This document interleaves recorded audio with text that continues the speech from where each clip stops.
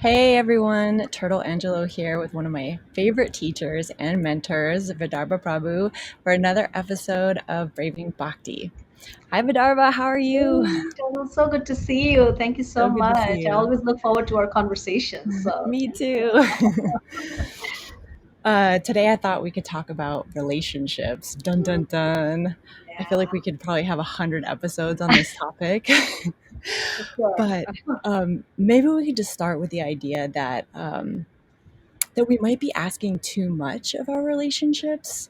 I have a friend who was recently expressing to me how she's unhappy in her relationship and doesn't feel like her needs are being met. And it just sort of got me thinking about, well, what are these needs, um, that we always speak of? Like, I mean, I think this is a pretty common term. I think that we Yeah. hear it when people talk about their relationships, and it's like, are they subjective?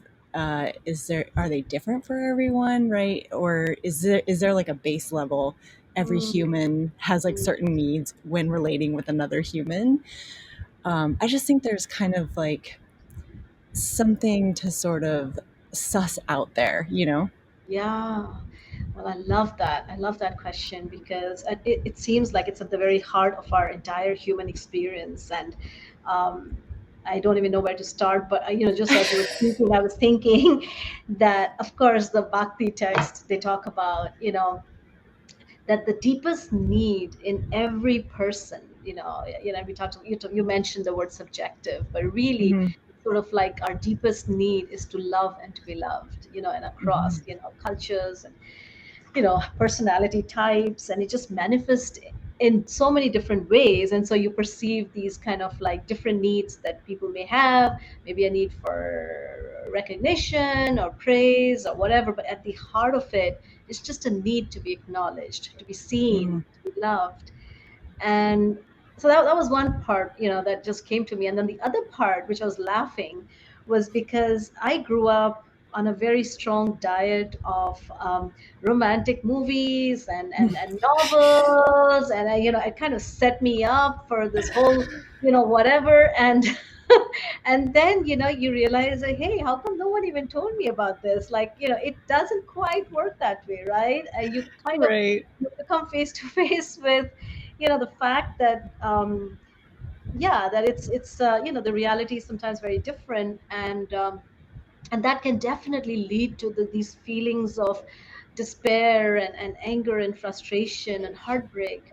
And so it's kind of, we are looking for the right thing in the wrong place. I feel that our need is completely justified. It's our deepest need. How can we even deny it? But maybe what we are doing is we are looking for that in a place where those needs are actually never quite met. And it's interesting because I'm actually right now working on a verse novel which deals with exactly, it's one of my favorite stories from this very ancient text. And it's about this courtesan who's actually standing outside, and she's looking at each person and going, is this the person who's going to fulfill my need? Is this the person? And is that the person? And finally gets to a point where she realizes that no one's paying attention. And then she has this moment of like complete despair and hopelessness, and realizes that actually what she's looking for is right within her own heart. And that kind of changes her search from more external to internal. So I've just been going on, so I'll let you. Yeah, I know you've told me a little bit about the book you're writing, and I'm so excited about it because it just sounds like such a fascinating story. Yeah. And we will be sure to keep everyone posted as she gets closer to finishing that. Um, I think the other thing that comes up for me is have you ever experienced this or known someone who's experienced this, where someone's affection towards you, you can almost tell that that itself is not for you. It's like their own need being projected or something. Um, I'm not sure how to articulate it exactly. Do you know what I'm saying? Yeah, I think you've said it perfectly. And Okay. I think to the extent that we are not connected within, most of our relationships hover on that plane of how does this meet my expectation? Hmm. You meet, I love you because you really fulfill this particular need of mine. And then Mm-hmm. you take away that need, and then what remains in that relationship? Mm-hmm. Or the other person, for whatever reason, is not able to fulfill that need, then also the relationship goes through its its change, and which is oftentimes not what we desire.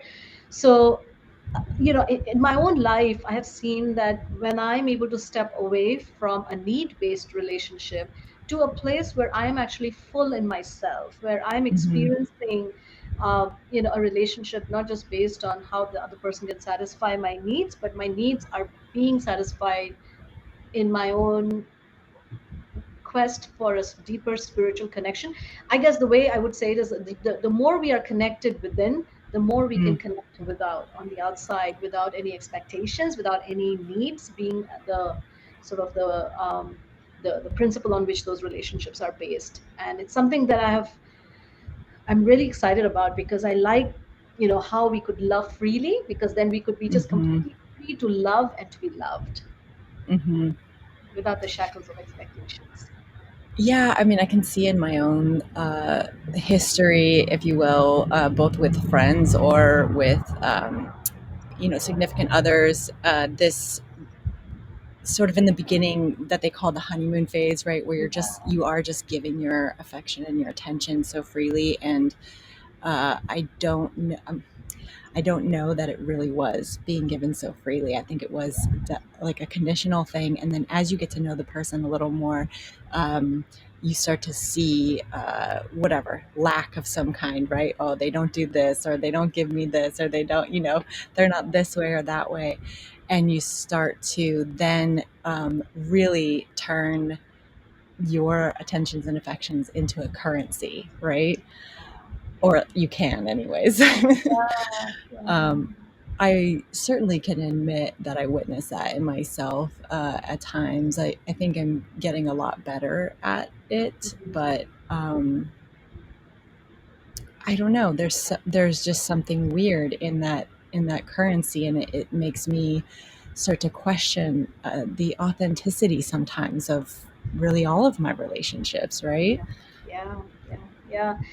Wow, this is amazing. Yeah, it's exactly. I think this is the journey, because sometimes we just settle for that and we think, okay, that's fine. I'll just keep playing this game, this game of love, and then just go along. But internally, the heart is not looking for that. Heart is actually looking for that unconditional experience of love.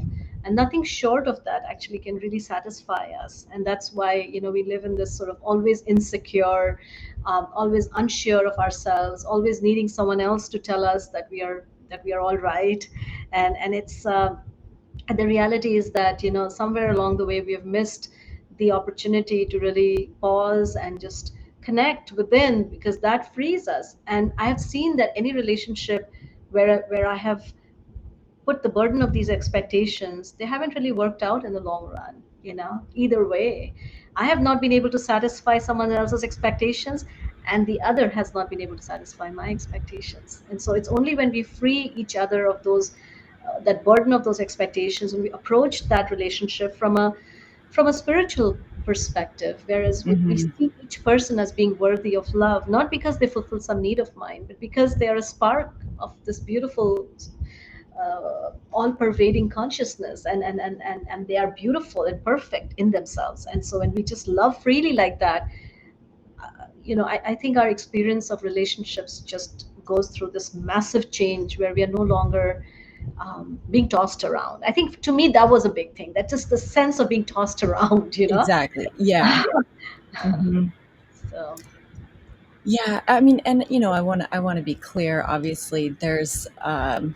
I'm not speaking to really serious yeah, signs of unhealthy relationship behaviors or anything like that. right, If you are experiencing abuse of any kind or something like that, obviously, yeah, you know, you should probably exit that type of relationship. But I'm just talking more about the day to day that you can get into sometimes with your significant other or your life partner, and even your family members and friends, just these expectations that you have placed on them that are somehow supposed to be signs of their dedication to you or their love for you, or you know, and that if you don't get it, that somehow means it's not there. And Yeah. I don't even think that's true, you know. No, it's not. I think it's also saying yes. There's a reason why a certain relationship, like in my case, I've had some relationships which were difficult, but the more I entered into a place of deep acceptance, it's what it is. I cannot really. Mhm. Sometimes it's beyond myself to change it. But when I let go of my expectations, I'm that much freer. And even if it is a difficult relationship and I need to take the next step, it also gives me the strength actually to do that in a, because I've sort of removed myself, my expectations from the Mhm. scenes. I'm that much freer actually to let go, at the same time not feel this angst in my heart, because we let go, not, and we're not left with nothing, but the idea is that we are left with this deeper connection, with the supreme Mhm. being, with ourselves, and that just allows us to be very grateful. And I find that one can then in that case even go back to those difficult relationships and say, hey, thank you, Yeah.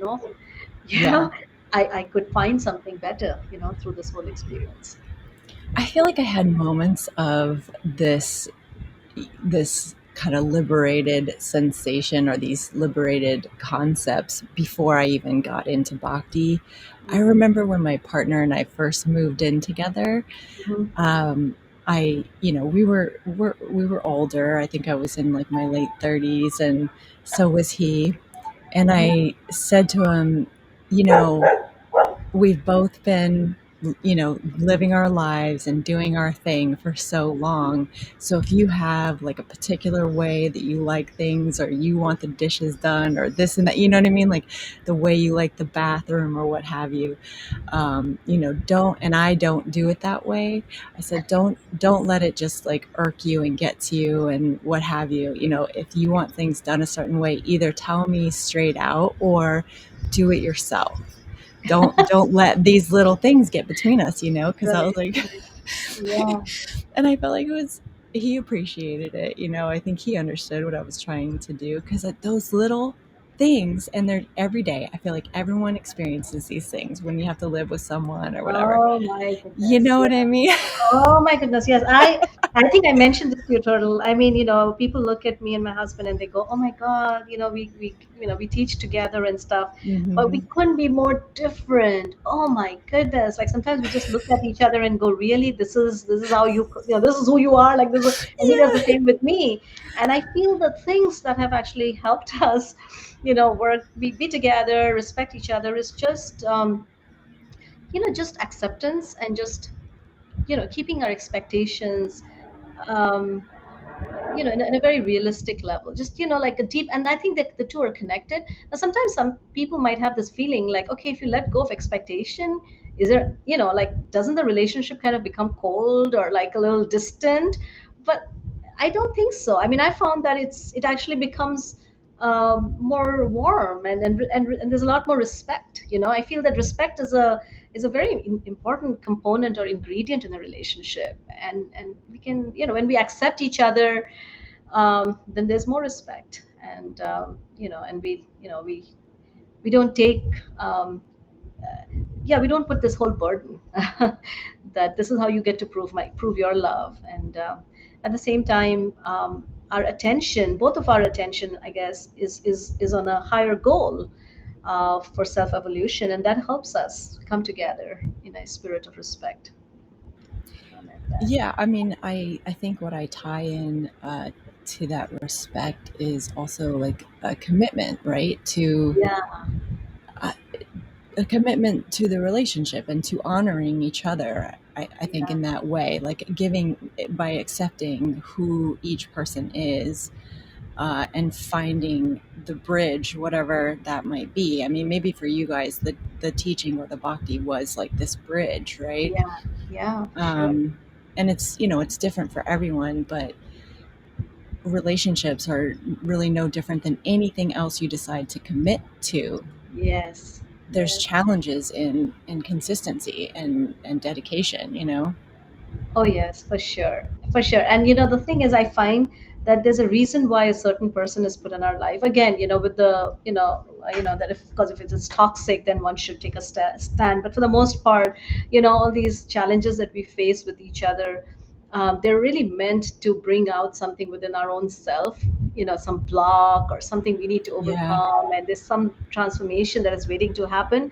And the more we take it in that spirit, I find that it just allows us to open our hearts more, and Mhm. it's a very powerful transformative act. So instead of looking on the outside to try to change things on the outside, when I try to just take responsibility and look within and say, okay, what does it mean for me, and what is Mhm. it that I need to address, as I'm facing this difficulty, then I find that I always find something that is Mhm. part of that issue. And I think that's very liberating. It's empowering to know that the Oh my god. solution is Yes. within.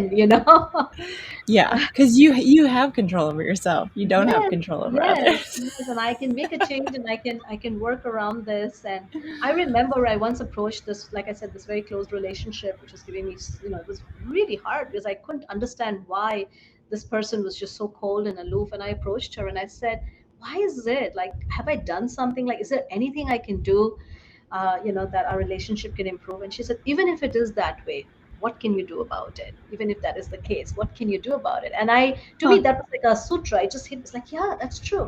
I can't change the situation on the outside, but there is Yeah. perhaps something I can do on the inside. And that was the Mhm. beginning of the healing of the relationship. Mhm. So, Yeah, astrology was actually really helpful for me in understanding that people are just different, and that their mm, expression of self is very different. And then yeah. when I discovered Bhakti, that just Mm, expanded, and when you think about how we all kind of come here, I'm going to go off on some random tangent here, but we go all come here, ahead. Please go we meet the ahead. material world, right? And we kind of explode in our own unique, beautiful like flower, right? And one might Yeah. be pink and one might be purple, and one might have pointy petals and one might have round ones, and it's, you know what I mean? It's we I guess I just know it took me a long time before I realized like we're supposed to be different. And it's because of what you said, so that we can help each other evolve, so that Yeah. we can bring challenges to each other and joy. Mm. I love that. I love that, Turtle. I really do, because it's exactly been my experience that, perhaps in this life, there's a certain kind of person that I would never understand. Like I mentioned, my husband, like, okay, but, having lived with him, I've developed so much of appreciation that, Hmm. this is how, and it's opened up my ability, to understand, to accept, to love, to receive love, and to be able to, be Yeah. together. And that would never have happened. And I feel that, yeah, there is a reason. There's a reason why the people who are in our lives are there, and I feel that the reason is really for my own inner transformation, and ultimately, even with those imperfections, there is a perfection to those imperfections, which is that it's helping me Mm, go through those transformation, and ultimately, find shelter where shelter is. I think, going back to the original, that we do have needs which are very yeah. natural, but we're trying to fulfill those needs in relationships which ultimately don't satisfy us. But when we take the time to develop this most important relationship with the supreme self, with the supreme beloved, then automatically our relationships with all others, they change, and we are that much kinder with each other, because we're not no longer looking at each other and going, what can this person give me? But we're looking at, how can I serve this person, and this person is part of my beloved. So if my beloved is dear to me, then this person is also my beloved. Mm, I And love that. so I love that. Find shelter where shelter is. I think that's a beautiful note to close on. So, all right. Well, I hope you guys found this talk useful or even thought provoking. We want to hear from you. So please share your thoughts, feelings, reflections, questions, whatever you got for us in the comments below. And we're even open to answering or covering audience questions. So definitely pony up if you got them. Don't forget to like and subscribe. It really helps the channel grow. So we keep talking to you all. All right. Hare Krishna, everyone. Hare Krishna, Vidarbha. Thank you. Hare Krishna.